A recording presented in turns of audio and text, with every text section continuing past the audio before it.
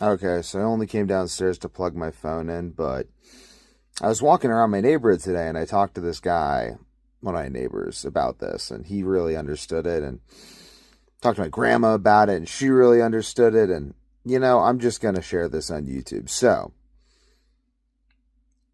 he expressed to me, as many people have expressed to me, concern that Western civilization is ending. And I told him, no, Western civilization is not ending. What we're seeing is the fall of European civilization and the rise of American civilization. He said, what do you mean? And I said, well, at the beginning of the 20th century, no one questioned European dominance. Now, at the beginning of the 21st century, no one questions American dominance.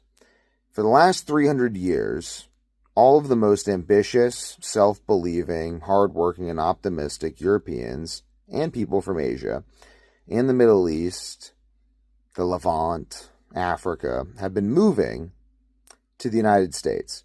If you were to try to run a psychological experiment on the United States, you would not get approval because the selection bias would be astronomical.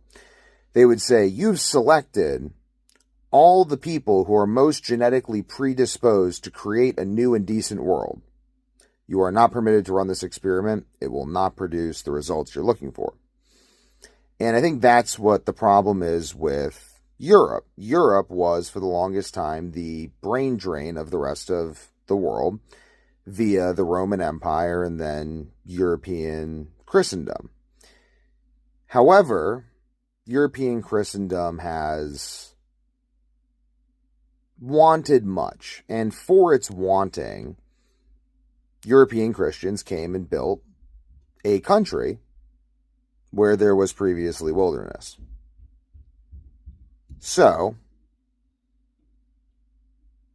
for the reasons of, I guess the only thing left is for me to connect how this necessitates that European civilization is falling and American civilization is rising. Well, Americans haven't been talking about what they've been doing. They've just been doing it. So when you see all this pessimistic philosophy coming out, it's really a bunch of pessimistic Europeans complaining that they can't effectually do anything because they're stuck in Europe and didn't come to America. Now, this pessimistic European philosophy has created a stupid political movement that has destroyed Europe through importing the third world and would destroy the United States, except for the fact that we're all heavily armed and don't buy into that BS in the same way. And we have tons of land. You'll never take the land. You'll never take the guns. And you'll never take our freedom. And we're going to communicate with these handheld devices I'm talking to you on now.